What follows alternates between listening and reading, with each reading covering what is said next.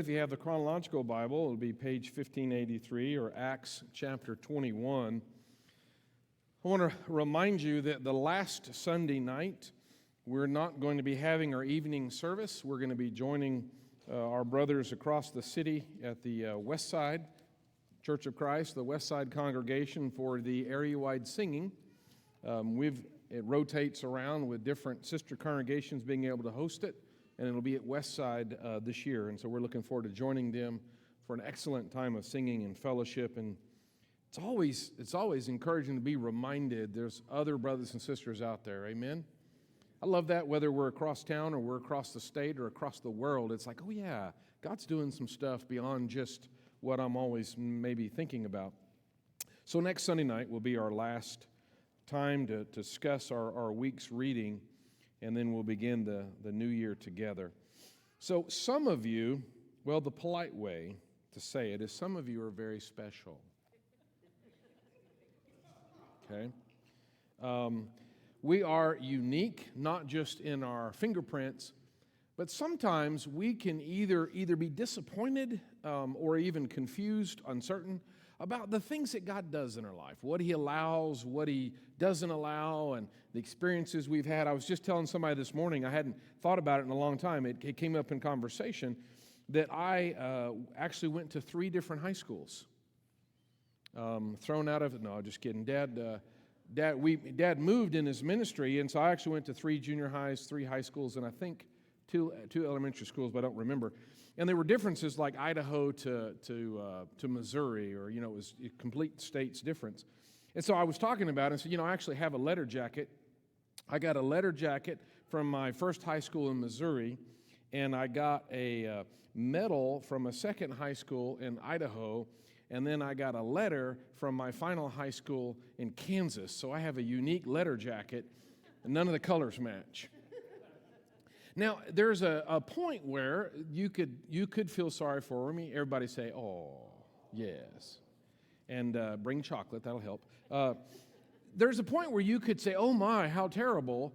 And my sisters really didn't enjoy that. I enjoyed it. I thought it was great, the different adventures. So you could see that in one hand as, wow, that must have been hard. But the other hand is, yeah, but that's also part of who I am. And so you can either look at that in a negative way or other experiences that you've had and say, man, I can't believe this happened, and this is terrible, and let, I'm trying to think how I want to say this.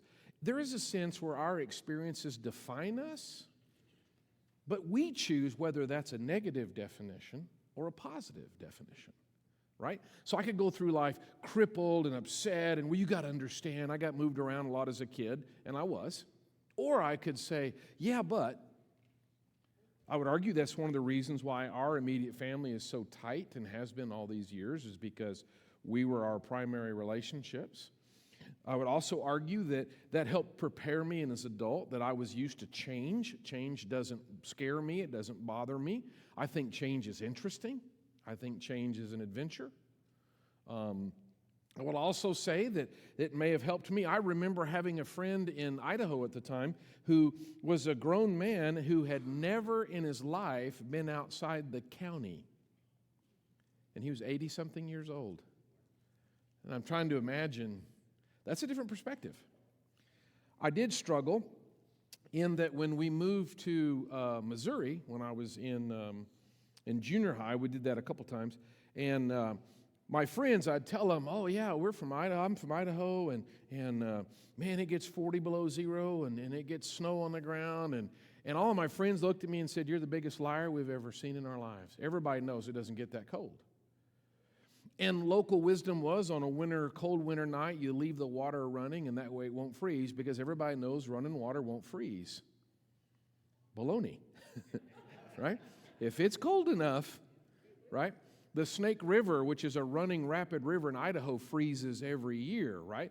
And so, anyway, folks in Missouri were like, whoa, that can't be true. So I thought, well, it's Missourians because, they're from Missouri, right?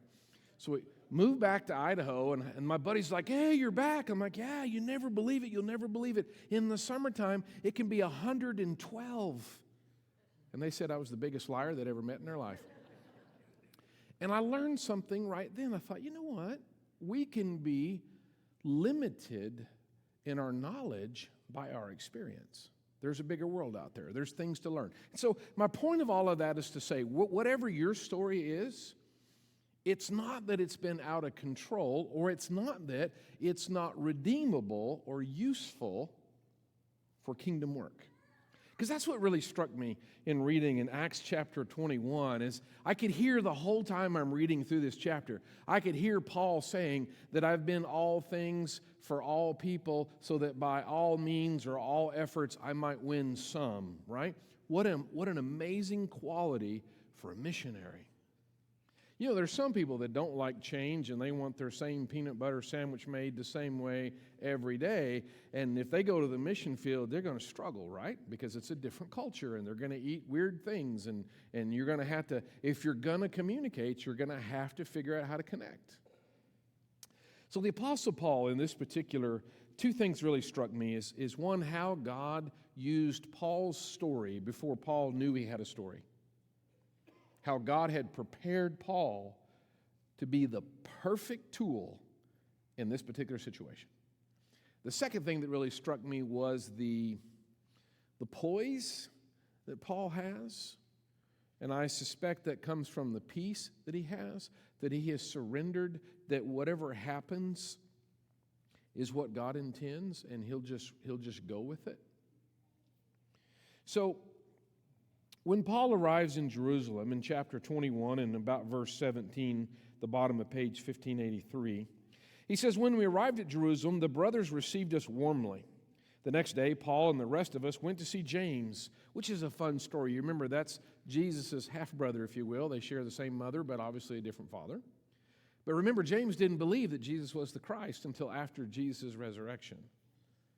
But he's grown so much, and he is a respected elder and leader of the church in Jerusalem. We sort of ran into that in chapter 15, but we see it again here in 17.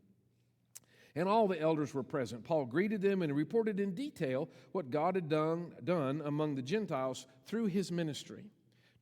I read that too fast, but remember we talked about this morning too. That's a big deal. That's a shocking thing for a bunch of Jews to listen to the fact that God even tolerates Gentiles, let alone is doing a great work of salvation among the Gentiles. The good news is when they heard this, these Jewish Christians, they praised God. And then they said to Paul, "You see, brother, how many thousands of Jews have believed?" That's a good thing. "And all of them, they're zealous for the law. They've been informed that you teach all the Jews who live among the Gentiles to turn away from Moses, telling them not to circumcise their children or live according to our customs." So, the law of Moses is no longer binding. Paul talks about this in our reading as well in the book of Colossians. But what Paul shows us is his poise. He has a good sense of what matters and what doesn't. What is a priority and what is a preference. And in a situation, I guess the reason I'm saying poise, it's hard to think on your feet when you're reactionary or emotional or upset. Paul's got this serenity or this calmness. So the Jews are telling him this, and you can think about Paul's writings in Corinthians or even the writings in Romans we just finished reading through, that there are times when, as Paul said, I'll try to be as under the law to those who are under the law. I'll try to be to those who are not under the law, to those who are free. In other words, there aren't any of these choices that Paul wants to make that would cause an unnecessary struggle for those that need to see Christ. That's what it's about. So they ask him, this is the rumor going around, which is creating and fomenting the Jews and the opposition. And so they say, "What shall we do?" They will certainly hear that you've come. So do what we tell you. There are 4 men with us who've made a vow. Take these men, join in their purification rites, and pay their expenses. Talk about add insult to injury. And we want you to pay for it too, so that they can have their heads shaved. Then everybody will know that there is no truth in these reports about you, but that you yourselves are living in obedience to the law. Paul does not have to do this.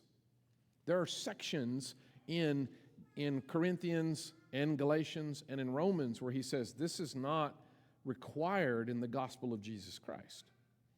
But what James and the elders ask him, could you do this because this would remove a stumbling block? It's hard to talk to somebody if they can't hear you because they're so busy reacting. I'm trying to think of I guess an analogy, a simple analogy would be that if we were, it'd be sure challenging, but if we wanted to reach a Muslim population and we wanted to talk to them about that Jesus Christ is the true prophet and is the only Son of God, it would be a disaster for me to bring along Ruth as she currently dresses, which there's nothing wrong with how she currently dresses. But in that society where she should have her head covered and her hair not showing, I'd never get a chance to even start the conversation. They'd be so busy being horrified by how inappropriately she was dressed. Does that make sense? So I can't even get started in the conversation. And so Paul says, I'm willing to dress differently, eat differently. He's never going to sacrifice the truth of the gospel.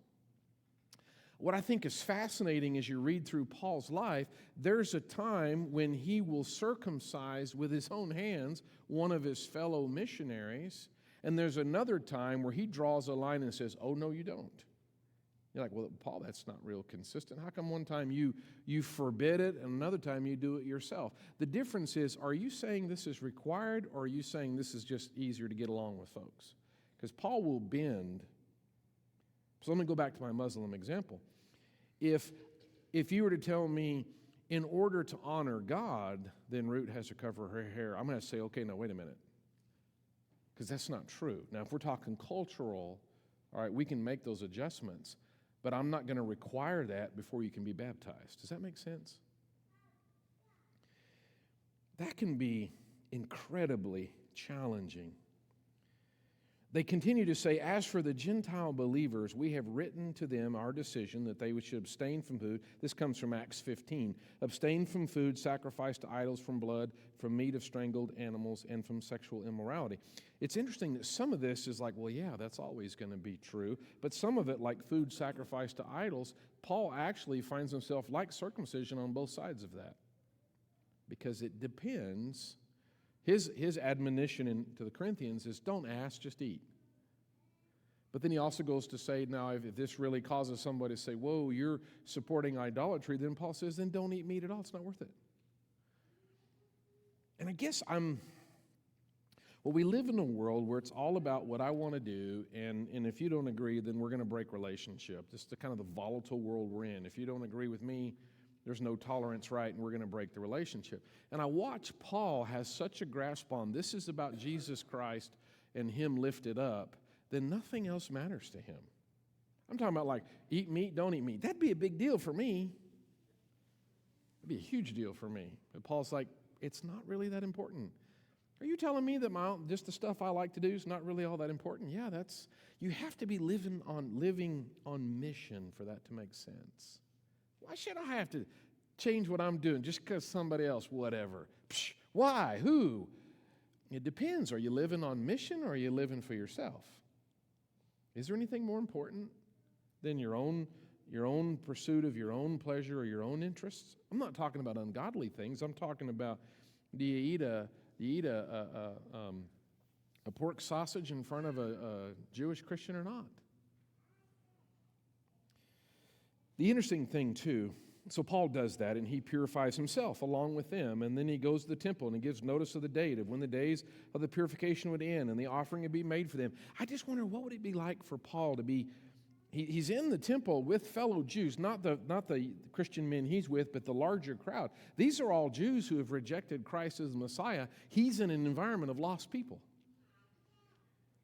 And how that must have turned his heart to be like, oh, man, if you just... but he's shaving his head literally so to get a chance to have a conversation with the lost people that he's worshiping with this in the temple. I guess what's interesting is it doesn't work. Because it says when the 7 days were nearly over, he didn't even get through this purification tradition or custom that they were involved in. Because it wouldn't be a bad thing. So it's not required to shave your head and go through these rituals at the temple. It's not required in order to serve Christ, but it's also not ungodly. Would it be wrong to say, hey, you know what, I'm going to take 7 days, really focus on something, and really try to grow in my relationship with God, and I'm going to shave my head to do it? Is that wrong? May not be pretty, but it's not wrong. And so Paul's like, I can do that. But unfortunately, Jews from the province of Asia, they see Paul, and this is where it really gets interesting to me of how God uses Paul's story for this moment. They stirred up the whole crowd and they seize him. This is painful. And they're yelling, "Men of Israel, help us. This is the man who teaches all men everywhere." Great. Nothing like generalizations. You always do that and you never do that. That's never going to be accurate. That's always going to be flawed, right? He teaches all men everywhere against our people and our law in this place. And besides, he's brought Greeks into the temple area and defiled this holy place. They had previously seen Trophius the Ephesian in the city with Paul and assumed that Paul had brought him into the temple area. Why do we make assumptions? I know what you're thinking. You're thinking, I wish you'd stop talking, because I know you. That's what we do, right? We assume, we start reading people's minds, and that's coming from a judgment we've already made about whoever it is we're talking about. If we like them, we're going to assume a positive thing. We don't like them, we're going to assume a negative thing. But it's absolutely bogus. But we do it all the time. It comes from a spirit of judgment. So they already believe that Paul violates the law. They've already seen him with a Gentile, so they just assume that's who he is and what he does. They haven't stopped to think, well, now, if a guy was like that and had no regard for the temple or the custom of the Jews, would he have that close-cut haircut he currently has? Could you even ask and go, hey, Paul, before we beat you up here, can I ask you a question? Sure. How come your head's shaved? Oh, well, me and some others, we're going through this purification ritual. We really want to focus on God and honor him. Oh, really? Oh, let me think about, can I ask you a few more questions? But that's not how this works. They've already judged him. They're already in opposition to him. They're just ready to pounce. So they make an assumption based on a judgment. And so the whole city is stirred up and people come running from all directions. This is Jerusalem and this is the temple. Seizing Paul, they dragged him from the temple and immediately the gates are slammed shut. How laid back and relaxed is this moment? Is Paul's heart rate up? Or should it be up? I mean, he's being grabbed. This is physical. And people are yelling and people are running in and they're grabbing him and they're dragging him. And it's a ruckus. It's not a conversation. It's not a debate. How about this? The next verse. While they were trying to kill him. Sounds pretty intense. So here's Paul at the hub of a really, so they say, hey, you know what, to make peace, why don't you do this? He does that, and then he's getting drugged. So they're trying to kill him. So that means that the intensity, they're grabbing him, and that has to mean that he's being pulled and jerked and shoved. We do know in a few moments he's going to be beaten, but there's a lot of noise, and so this would be terrifying. Of course, you could argue he's already been stoned and left for dead, so, you know. But Paul's a human being. And those that are with him are in some peripheral place being part of this somehow. Well, so news reaches the commander of the Roman troops that the whole city of Jerusalem is in an uproar. That's bad. He's in charge of the security of the peace, and the whole city's out of control. Jerusalem's population would have been significantly large. We're talking about tens of thousands and potentially even more than that. You're talking about a lot of people stirred up. And so he takes some officers, soldiers, and he runs down to the crowd. And when the rioters saw the commander and his soldiers, they stopped beating Paul. That's why he said while they were trying to kill him. How were they trying to kill him? By beating him to death. That means he's being kicked and punched and hit with whatever's at hand. I'm thinking Paul's curled up or got his arms around, he got his head covered, and he's just taking a lot of blows. It's not until the Roman presence shows up they stop beating Paul. The commander came up and arrested him. You know, one of the things that I take for granted, it's certainly not perfect, and there have been flaws, but we still live in a country that has as its base idea of justice that we're to be innocent until proven guilty, and that's actually unusual. This kind of reaction is more common throughout history and even in the world today, that you're guilty until proven innocent, that you'll be arrested and then we'll see if you're innocent enough to be released. That's the way this man acts. He arrested Paul. Of course, in this case, that was probably helpful because it got him out of there, and ordered him to be bound with 2 chains. And then he asked who he was and what he had done. Well, he never gets to talk. Some in the crowd shouted one thing and some another, and the commander couldn't get the truth because there's this roar of noise.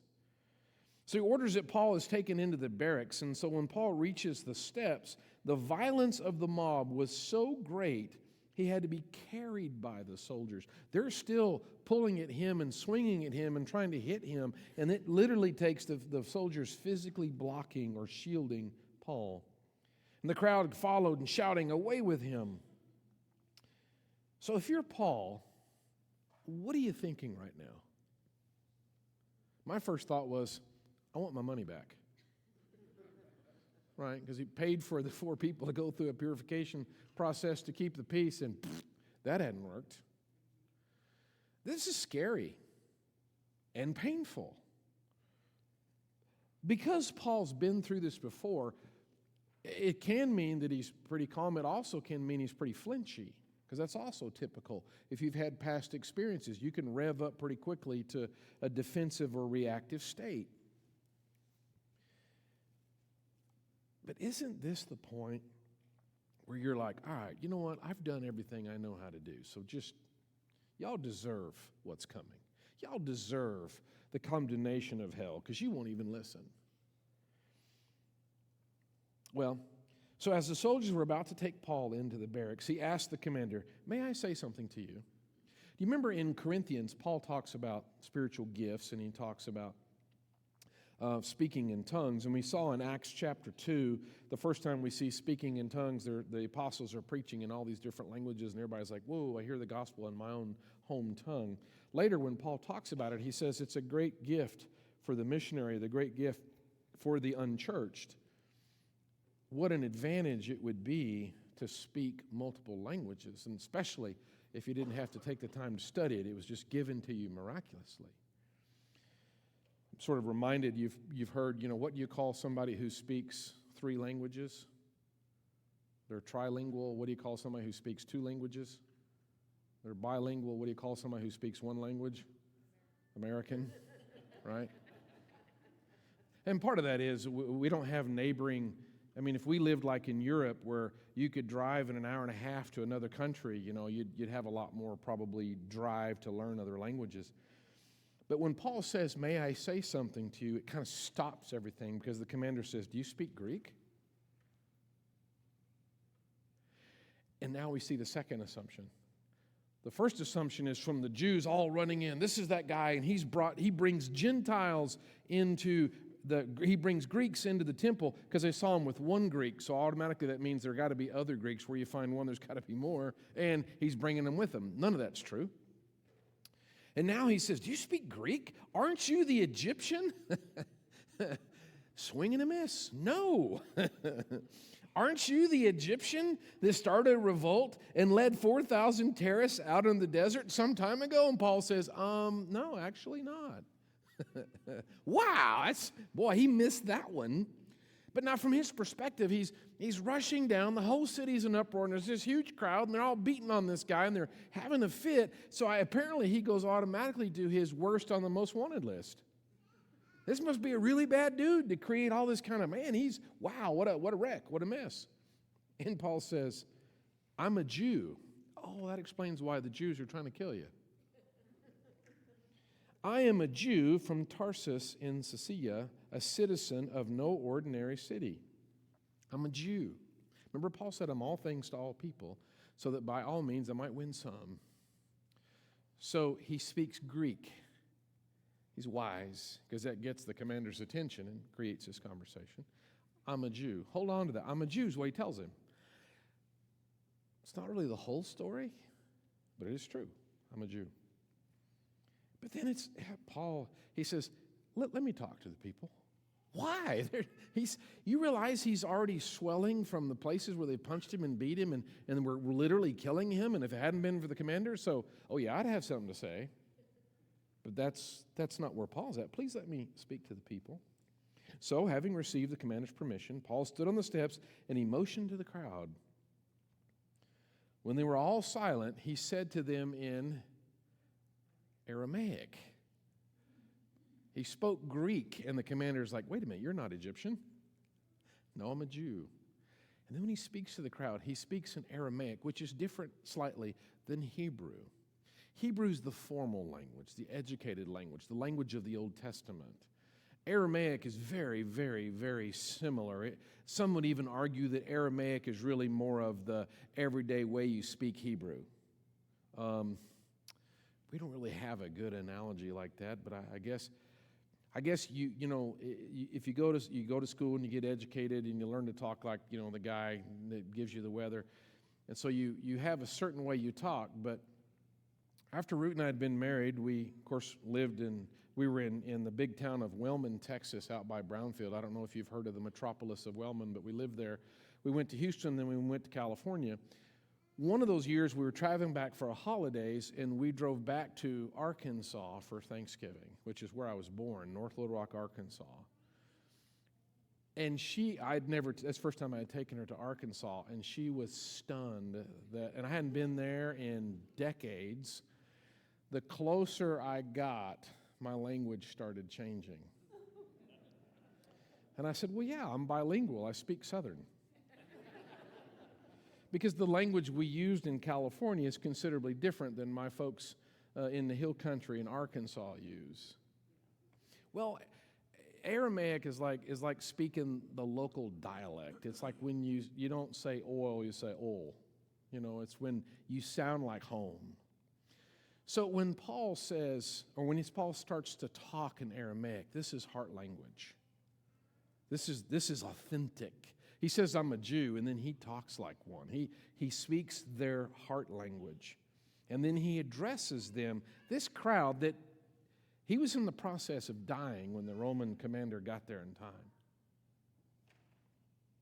And he starts off with, in Aramaic, brothers and fathers. I would have said, you bunch of sorry rats. That's where I would have started.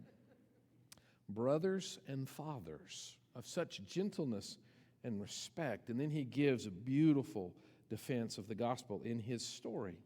Well, when they heard him speak to them in Aramaic, they became very quiet because this is not what they're expecting. The Roman soldier didn't expect Greek, and they don't expect Aramaic. And he says, I'm a Jew, born in Tarsus, as he mentioned, but brought up in this city under Gamaliel, one of their most respected leaders. He says, I was thoroughly trained in the law of our fathers and was just as zealous for God as any of you are today. That's not what I would have called that mob violence, but he gives them credit for a zealousness to protect the purity of the temple.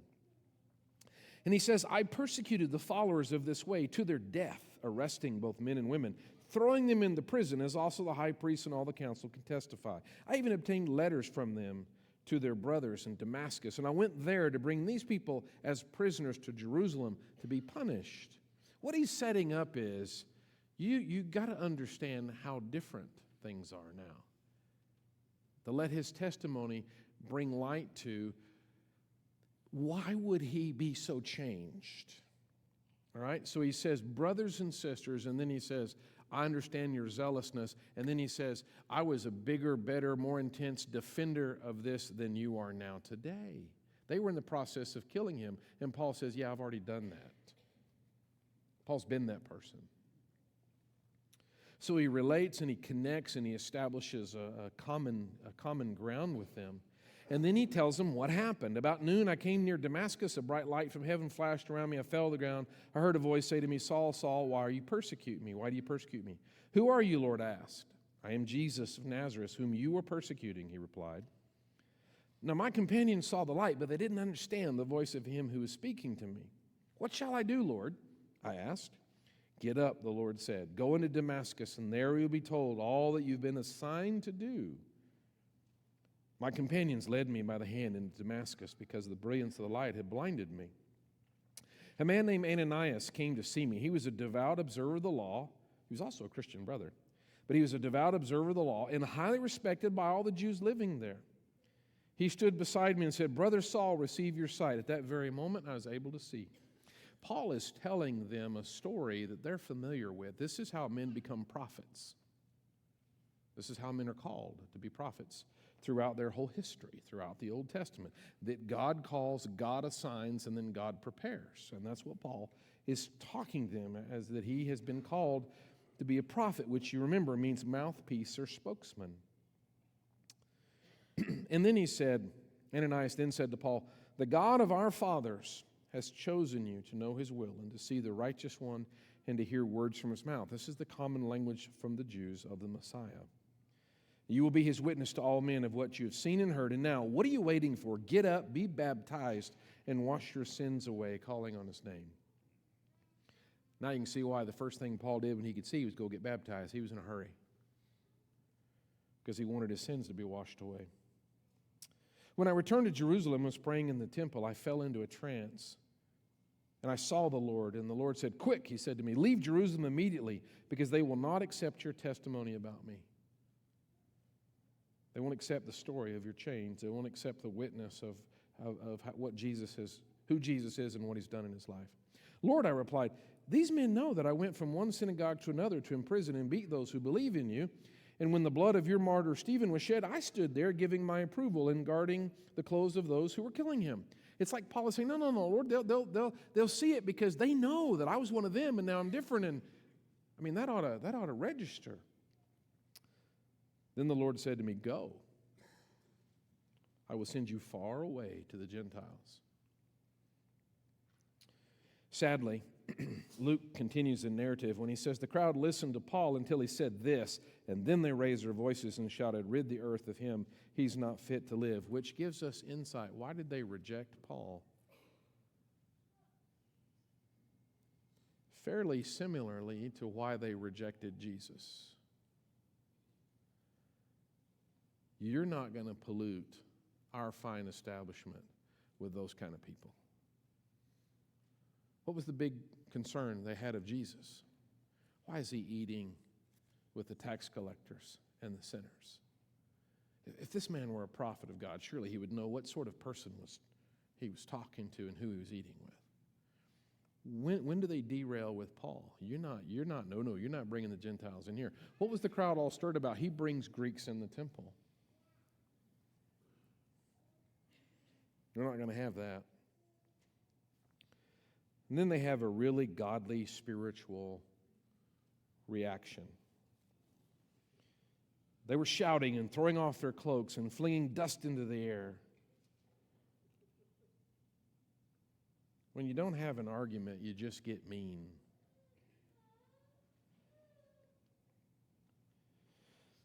The commander ordered Paul to be taken into the barracks, and he directed that he be flogged and questioned in order to find out why the people were shouting at him like this. Now, I don't know.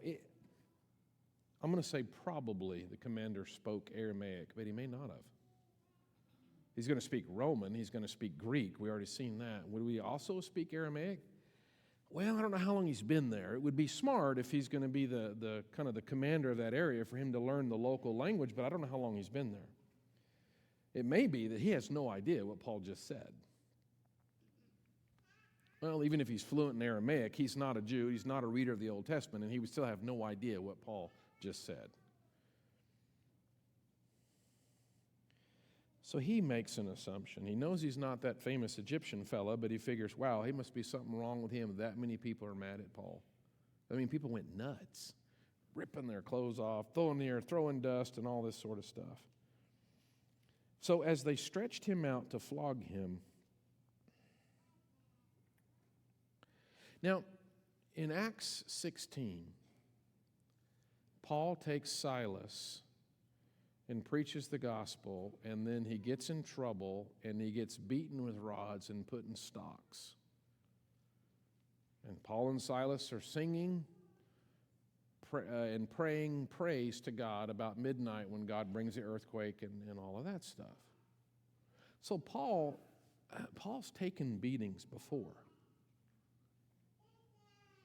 And it was a Roman influence situation in Acts 16. This time, though, he doesn't take a beating. He's stretched out. They're about to flog him. And Paul says to the centurion, who would be the Roman commanding officer of that squad, and he said, "Is it legal for you to flog a Roman citizen who hasn't even been found guilty?" Which is a lot of, in my understanding, a lot of our court system and legal attitudes. We learned a lot from the Romans here in the U.S. You know, it would have been handy back when Paul said, "I'm a Jew," if he had also said it, "I'm also a Roman." He didn't. He said, "I'm a Jew." "Aren't you the Egyptian?" "No, actually, I'm a Jew." And he spoke Aramaic to reach his brothers and his fathers. They listened for a little while. Paul's not in charge of changing their mind. He merely is in charge of sharing his story about Christ, or the story about Christ, whenever he can.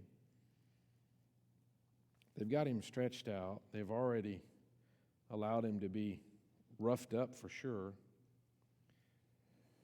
When the centurion heard this, he went to the commander and reported it. "What are you going to do?" the centurion says. "This man is a Roman citizen. There is serious punishment, and even possibly capital punishment, for the Roman commander for violating a Roman citizen's right to trial." He's actually in serious legal trouble. The commander went to Paul and he said, "Tell me, are you a Roman citizen?" Paul says, "Yes, I am." That's all he says. "Yes, I am." And the commander said, "I had to pay a big price for my citizenship," which was possible to buy, but there was a difference in a bought citizenship and a natural-born citizenship. There's a difference in rank or importance. And then Paul says, "I was born a citizen." Oops.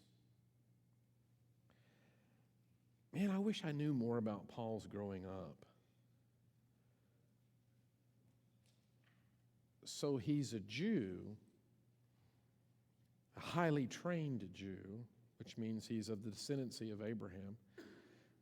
But his circumstances where he was born also means he's a natural-born Roman citizen, which at this point you're seeing an obvious advantage, but that wouldn't have always been seen as a good thing by fellow Jews. He would have been seen as a lesser Jew by some.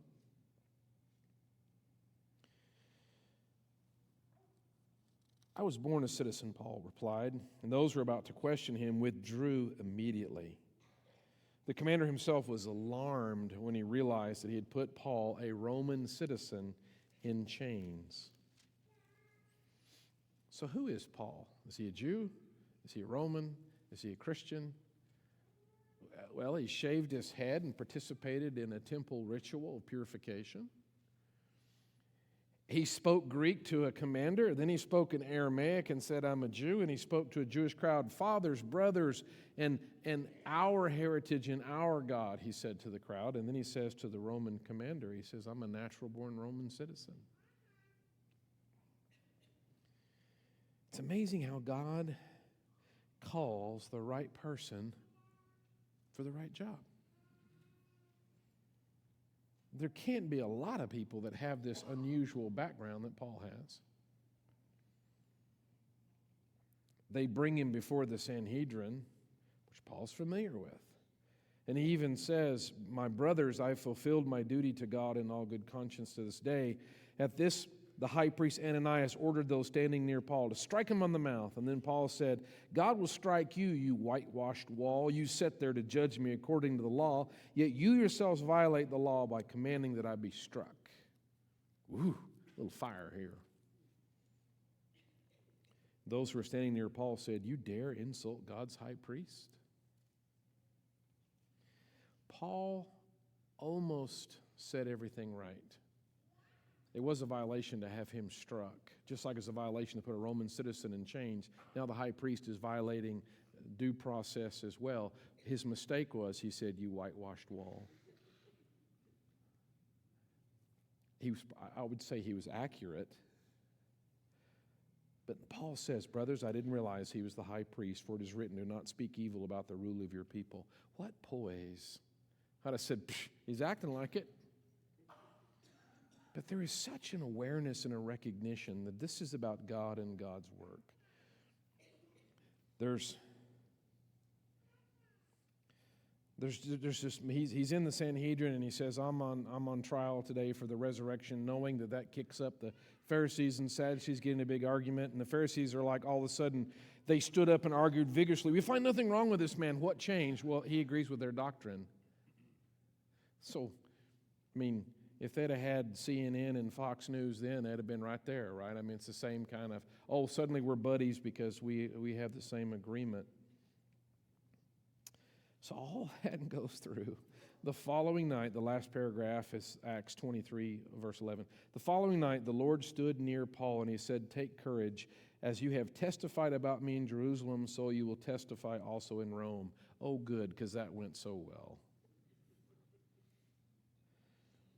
It's pretty neat, actually. God works so that Paul gets an all-expense-paid extended cruise and bed and breakfast. Doesn't pay a dime. He gets this long cruise across the Mediterranean, and then Rome puts him up in a really nice bed and breakfast, and they actually provide 3 meals a day, and he lives in a gated community with excellent security. Or he's traveling across the Mediterranean, involved in a shipwreck and barely escapes, and a poisonous snake bites his hand but falls off into the fire, and Paul is not harmed. And so he's going to get arrested, go through 2 more trials of great intensity, and finally go to Rome, and he'll be imprisoned in Rome. But when you're the Apostle Paul, and they chain a soldier to you for a 12-hour shift for high security because you're a high-value political prisoner, Paul says, excellent. 12 hours that I get to talk to somebody about who Jesus is. Can you imagine what it'd be like to be chained to the Apostle Paul? He can tell you about Jesus in Aramaic. He can tell you about Jesus in Greek. He can tell you about Jesus in Hebrew. You're going to hear it.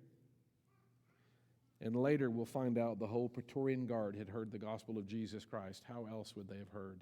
I just love this part of Paul's life because his background is so unique, and yet God calls the right person to the right job. It doesn't mean that Paul knew ahead of time that's what all this was going to be about. And there are times when we may not understand, like, oh, wow, this is so neat. I'm the right person in the right place. We don't always know that. We just know I am the person at this place. God knew that. Therefore, this must be what God has in mind. We can be faithful and we can be poised if we have peace with the promises of Jesus Christ in our own life. Paul has been beaten and imprisoned and drug around and thumped on and all kinds of things. But he's decided a long time ago that the only thing matters is Jesus Christ and Him crucified. He's given up a long time ago on trying to control his life or guarantee how it's going to turn out or how things will end. What he's decided is, my name is written in the book of life, and that's the best thing that's ever happened to me. And that is a peaceful way to live. I hope you're encouraged by Paul's story. I'm always amazed at how God uses His people for His purposes. Tonight we have an opportunity to pray for one another and encourage one another. If we can do that tonight, we invite you to one of these front pews. You can go out in the foyer there and visit with a shepherd. We invite you to come as together we stand and sing.